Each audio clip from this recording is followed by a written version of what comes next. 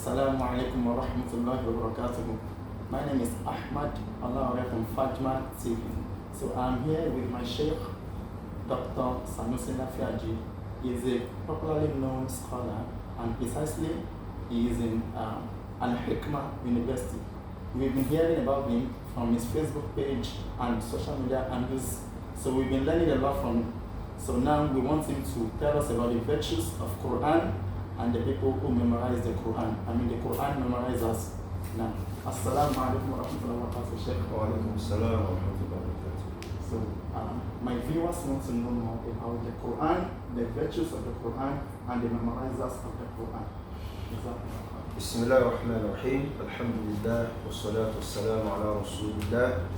Wa ala alihi wa sahbihi wa mawala.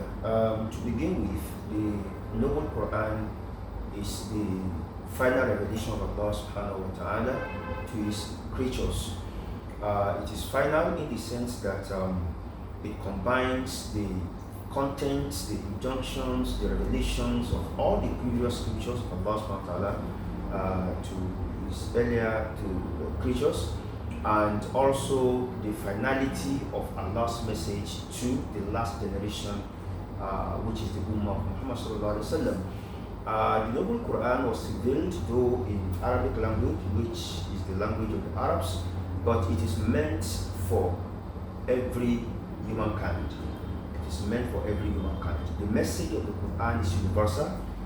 It addresses issues of the past, issues of the present, and even issues of the future. So when we talk about the Quran, we're talking about the Ad-Dustur al-Khalid. That's the eternal constitution. We're talking about Al-Mu'jizatul Khalida, the eternal miracle which Allah has given to this woman. And so its virtues can never be overemphasized, because where do we begin from? You see, the Quran is so virtuous that anything that associates with the Quran becomes virtuous as well.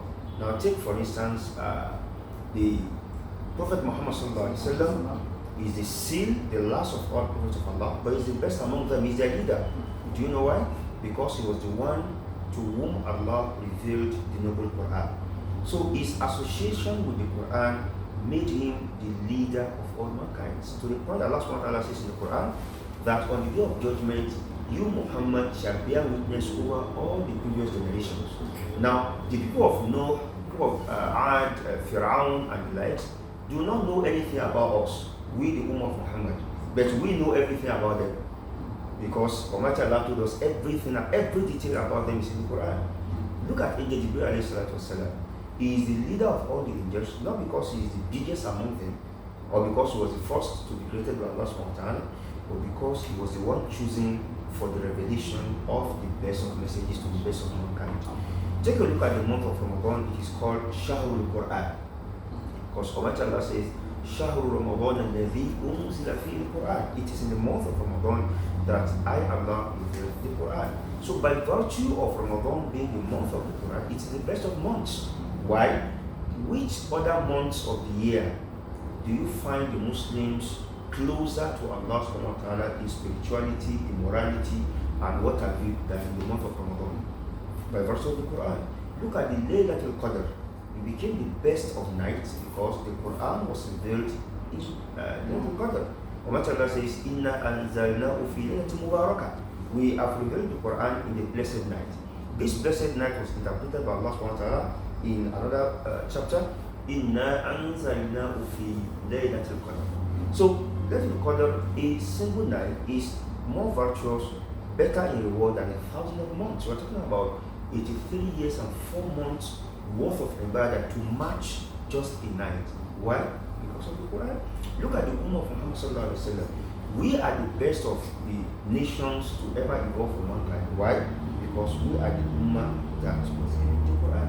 So when we look at all of these things that I've mentioned, they highlight the virtues of the Quran. There is no book in the world that one can read, and for each letter that you have read, you will be given hasanat except the Quran. So for each letter of the Quran, you get 10 hasanat. And then you can imagine by the time you complete the whole chapter of the Quran, how many hasanat you have gathered? So, which other book can you read to attain this reward? The Quran is so virtuous again in the sense that from from Fatiha, which is the first chapter of the Quran, to Surah An-Nas, which is the first chapter of the Quran, is Shifa lin-Nas. It's a cure. It contains cure for mankind.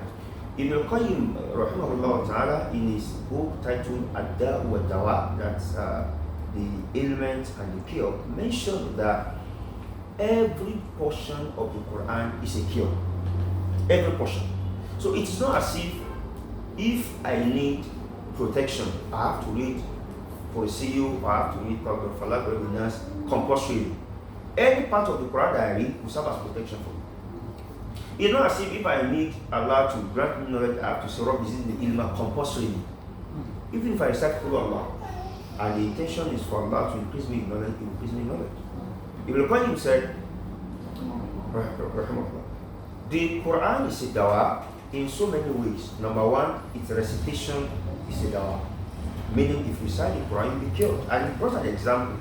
Some companions of the Messenger of Allah once traveled to one of the villages in the outskirts of Medina.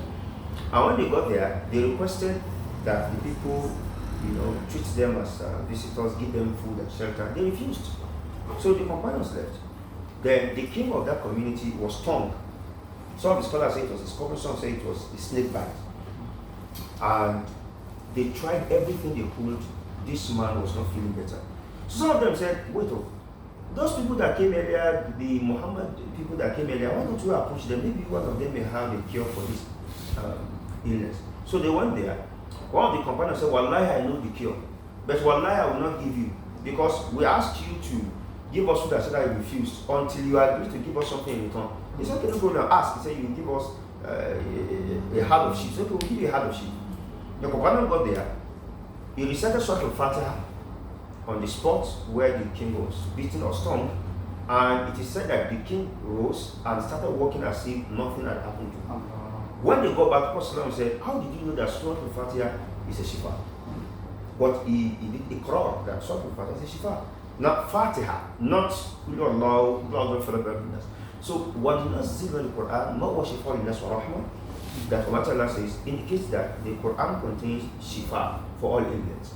The Messenger of Allah, before he goes to bed at night, will recite the Ma'udatayn, Kursi, and other verses of the Quran, and he will rub his hand on his body. Our Aisha said, when person was sick and he couldn't do that, I do that on his behalf.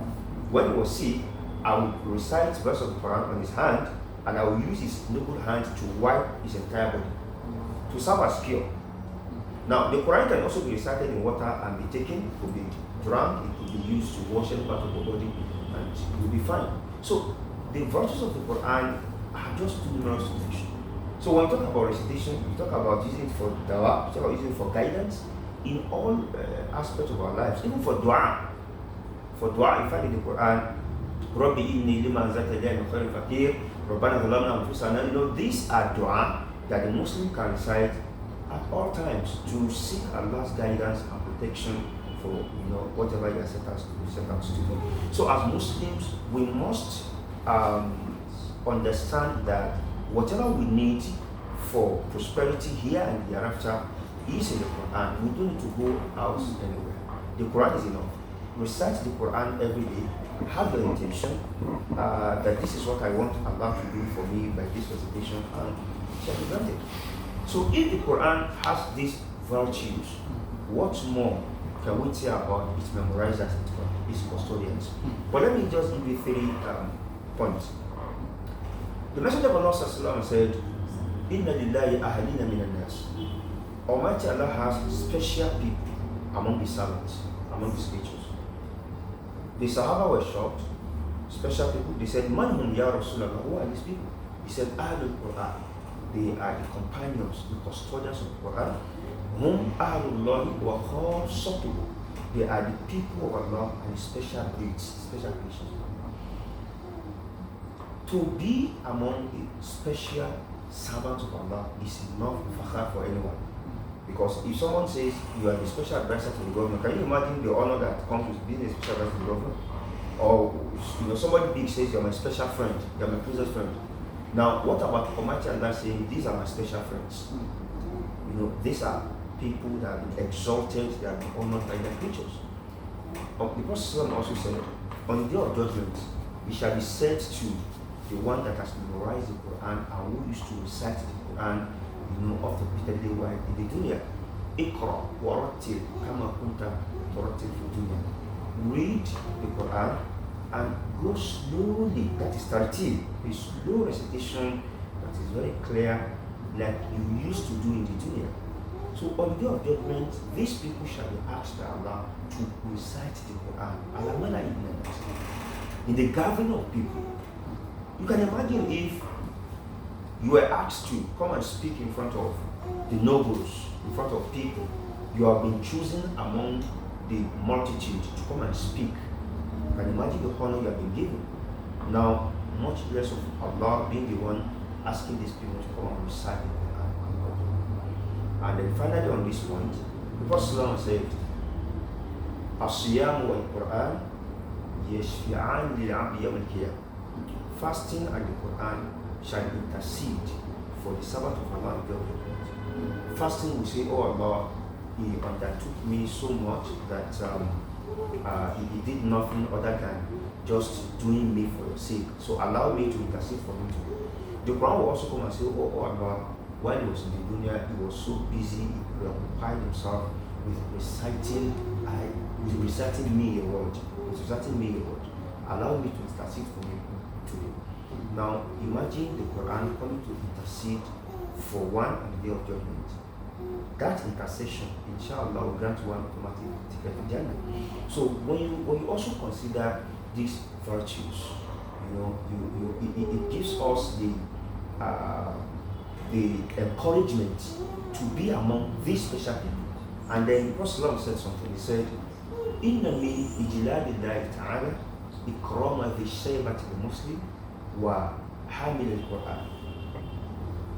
One of the ways through which one can glorify Allah and exalt His greatness is by honoring a Muslim that has grown gray hair, and mentioned wa hamil al-Quran, and the custodian, the memorizers of the Quran.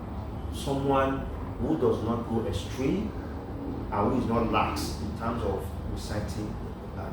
So if honoring the people of the Quran, the custodians, the memorizers, translates to honoring Allah subhanahu wa ta'ala, what better virtue can we mention about these categories of people? I know these are the people that have preserved the words of Allah subhanahu wa ta'ala for posterity. You recall that at the time of Abu Umar advised him on the compilation of the Quran, because during the battle of Yamama with Musaylima al-Kazab, many of the memorizers of the Quran fell in that battle.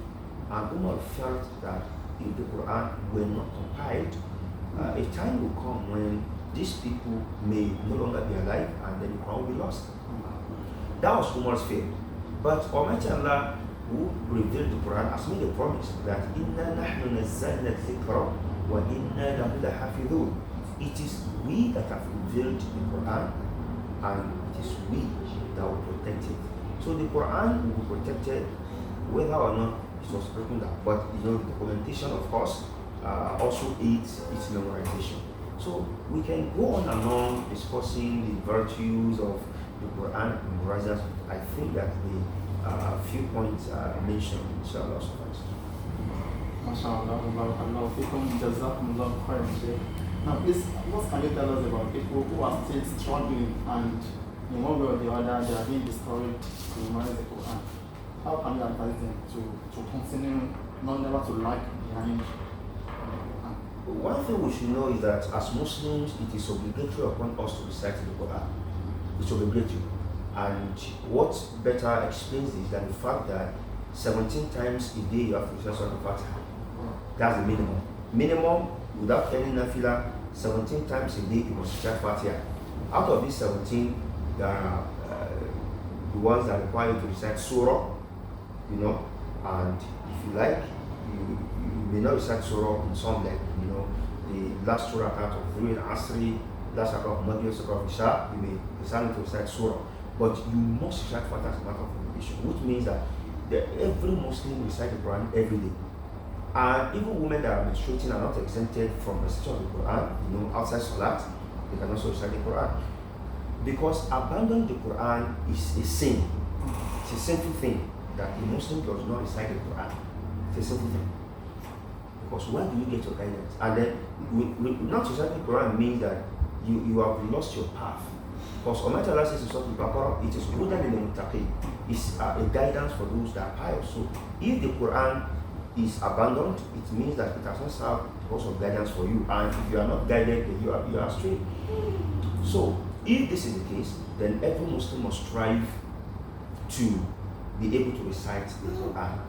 And while we may not be on the same level of fluency in terms of tajweed, one must continue to strive. The Prophet ﷺ said, he who recites the Quran and is mahir, is an expert in it. He is among the Kiram and Barara, is among the honored ones, the best generations, like the best of Allah's creatures is among them. But the one that recites the Quran and he do struggle with the Quran, he's not able to pronounce the letters correctly, he's still struggling, but he keeps reciting the Quran. We have two rewards. The reward for recitation and the reward for struggling. So you can imagine that what would then discourage a Muslim because he's struggling with the Quran? What's the basis of discouragement when, despite your struggle with the Quran, you are still rewarded for attempts to recite the Quran and for actually reciting the Quran? So one should not be discouraged at all. One should continue striving, should continue learning.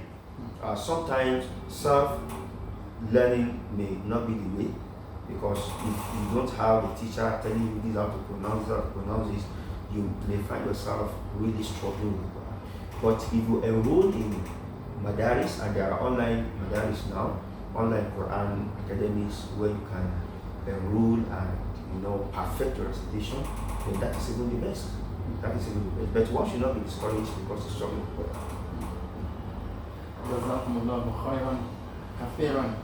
So our Sheikh have told us many virtues of the Quran, and we have also encouraged people who are struggling to pronounce some alphabets in the Quran.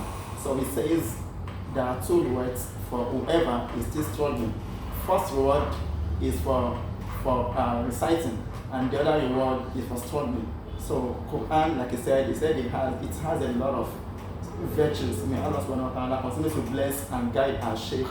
May Allah subhanahu wa ta'ala reward him with Jannah, and may he never lack anything he asks Allah, whether in secret or in the open. May Allah bless him and reward him abundantly. Jazakumullahu khairan.